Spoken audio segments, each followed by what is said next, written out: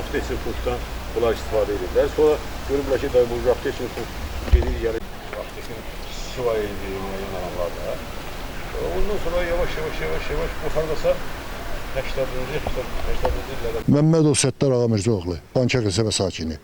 Mən 1978-ci ildə bu kombinata işə durmuşam. Deməli, gəmi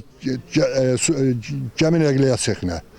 Deməli, əvvəlcə uzun müddət 8 il, 10 il demək olar ki, yük qəbul edib daşıyan gəmilərdə işləmişəm. Ondan sonra 10 ildə kilçə ovu ilə məşğul olan gəmilərdə. Matrosluqdan kapitanlığa can hamısını işləmişəm. Kilçə ovunda belə idi, planla işləyirdik. Ayda 1500 sentiner planımız var idi. 2350 sentiner artıq tutan kimi bizə 40% mükafat edilirdi. Qaldı o yük daşıyan gəmilərdə Astarxandan ya Türkmenbaş şəhəri, indi Köhnə Krasnovodskdan, sonra Bautinlə yük kombinat Kasperi nə ki ayırırdı, o işləri gedib gəmi ilə də daşıyıb gətirirdik. Gəmilər gündəlik orta hesabla deyirəm də ayda 1500 sentiner planı idi. 20-22 çıxışa tuturduq bunu. Gecə olurdu 20 ton tuturduq, 22 ton tuturduq. Olmayanda 5 ton, 10 ton da tuturduq.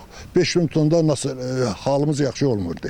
Çünki az idi. Burada kilçə emal edirdilər, sonra konserva düzəldirdilər kilçədə.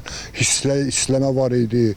Ondan sonra konserv marinavat edirdilər. Belə şeydə, kilçədən hətta burada hər cürə produksiya, noxudla buraxılırdı, sıvovoşuda belinsə deyək, tərəvəzlə. Sonra yarpaq dolmasından zaman burada kilçədən konserv hazırlayıblar. Sonra neçənci ilə kimdə işlədiniz bu bağlanan kimi? Demək olar kombinat bağlananca 96-cı ildə mi? Mən 96-cı ildə kombinatdan çıxdım. O demək olar ki, fəaliyyətini saxlamışdı.